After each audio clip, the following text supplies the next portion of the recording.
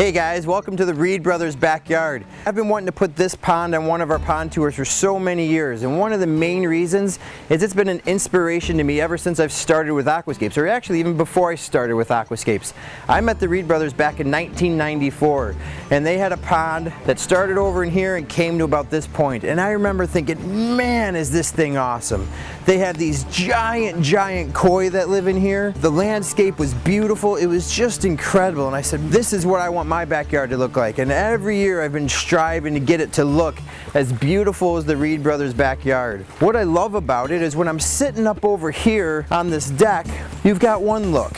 I can sit in here and relax and pulling up a chair. You've got the neat, gentle, babbling brook waterfall over here, and you've got this bridge kind of off in the distance. I tell customers all the time, I want to try to design in a bridge, and the reason I want to design in a bridge is because a bridge compels people to walk over it. There's not a person in the world that can look at that and not say, hey, I want to discover what's on the other side of this.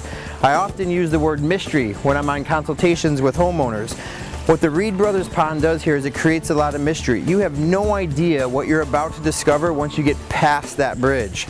The bridge takes you across to this side, and then all of a sudden you discover that there's going to be a whole nother pond back over in here.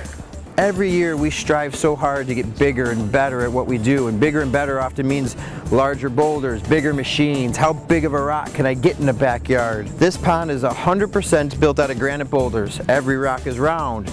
Every rock is around 6 inches to 18 inches in size. We have no 18 to 24 inch size boulders in here. We've got some 12 to 18s, and we've got some 6 to 12s. Every rock that came into the addition part of this pond had to come through that garage door, which was the main reason we didn't bring machines into this backyard. What I try to tell homeowners now is it's not so much about the rock, it has so much more to do with the design. A properly designed pond can still be built out of hand-sized boulders and look absolutely beautiful. My favorite types of ponds personally are the ones where I can't tell exactly where the water ends and where the land begins. And it's because the plants are cascading over the edge. The last thing anybody ever talks about with this pond is the stonework. And it's pretty good stonework, it's just done out of granite boulders. This pond has actually been redone or added onto over 4 different times. The original pond sat right in here and went just past the bridge over there. When I met them back in '94, shortly after 95, 96, they asked me to build this little meandering creek right in here just to get water a little closer.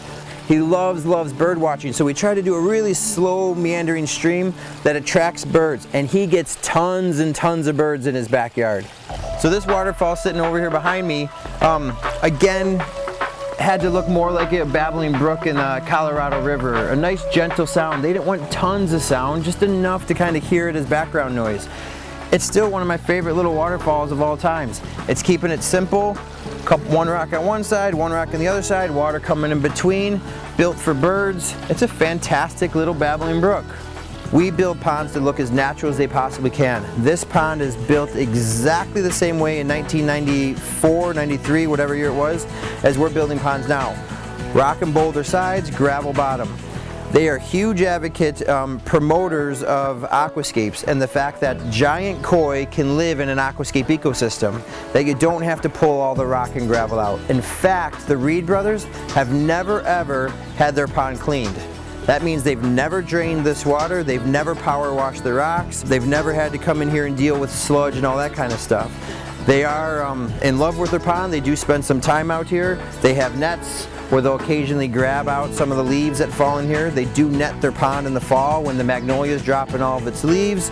You can see they obviously trim their water lilies. They don't let all that dying, decomposing leaf matter stay on the bottom. They pull that stuff out. So with a little bit of maintenance, you too can have a pond that you never ever clean. It's a fantastic pond. It's still one of my all-time favorites, and that's why I wanted you guys to come see it. This has been another Aquascape Project Showcase. We'll see you next time.